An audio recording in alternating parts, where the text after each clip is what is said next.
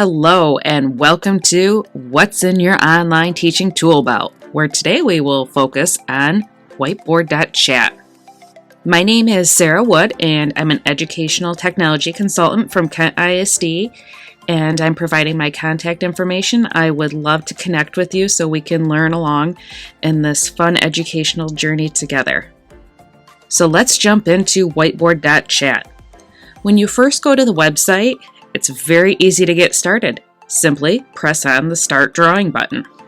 After you press the Start Drawing button, you will have a selection of different ways that you can get started. You can start teaching. In this option, you can create, assign, and teach individual student boards. You can start collaborating where you have a single board with multiple people, or you can simply manage past save boards. This is one way that students can also join a classroom that you have created with the code that you provide them. This is just one way for students to get in, but we'll talk about the rest a little bit later.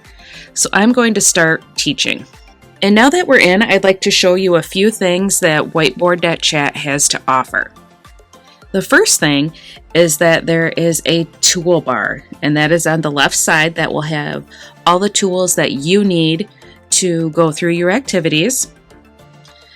The super helpful tool is the Drawing Toolbox. There are lots of tools that are available under here, not just drawing.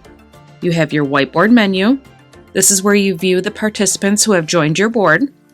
This is where you go to invite students to your board. Like I said at the beginning, there are a couple of different ways that you could do it, and the first one was from that very start screen when you go to the Whiteboard.chat website, and this is the second way where you can get that link and a customized class code.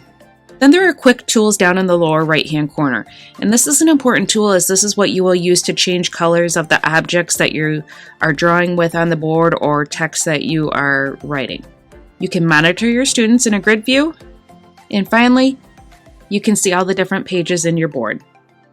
Here is an example of a board that I had created that has just one page on it.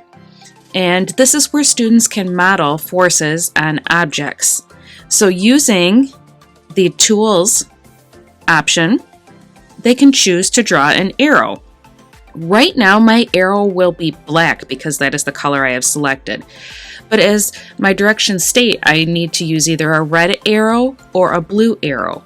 So I'd like to change the color of that, and I'll go with my red arrow here first. And now what I would like to do, make sure I have that arrow selected, is that I click once to start drawing my arrow, and then I click again to complete that arrow. So you can see that if I were the student, I could start drawing these arrows showing the different forces on the objects.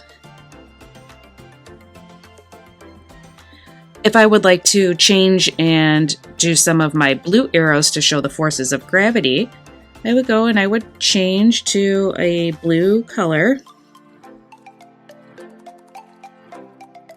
Make sure I have my arrow tool selected, and now I can start drawing some of those arrows to show the gravity. So let's take a look at things from the student perspective. If I click on my Start Drawing, I can copy my classroom code that the teacher shared with me and join that class. You will see that my board as a student looks exactly like the teacher board did. So as a student, I can, just like the teacher, go ahead and use any of the tools that are on the tool bar over here, including my arrows. I already have red selected, so I could draw my arrows on there and do just about everything that the teacher has done. But if I go back over to the teacher board, you will see that I now have students that are listed in my class. If I would like to see my students in my class, I click on that grid view and I can see myself as well as my students. If I click on that, I can get a closer view of what they are working on. I can showcase the work that they've done to the entire class, or I could even join their board. So now I'm on my students' board, so it's a great way to monitor things that they are doing or provide feedback using any of the tools right here as they are working. So feel free to explore and play with the tools that are available in Whiteboard.chat. It will honestly take a little bit of experimenting on the teacher end, I feel, in order to get comfortable with some of the tools and how they work. But once you get the hang of it, it is a snap to navigate, to use the tools, and share with students.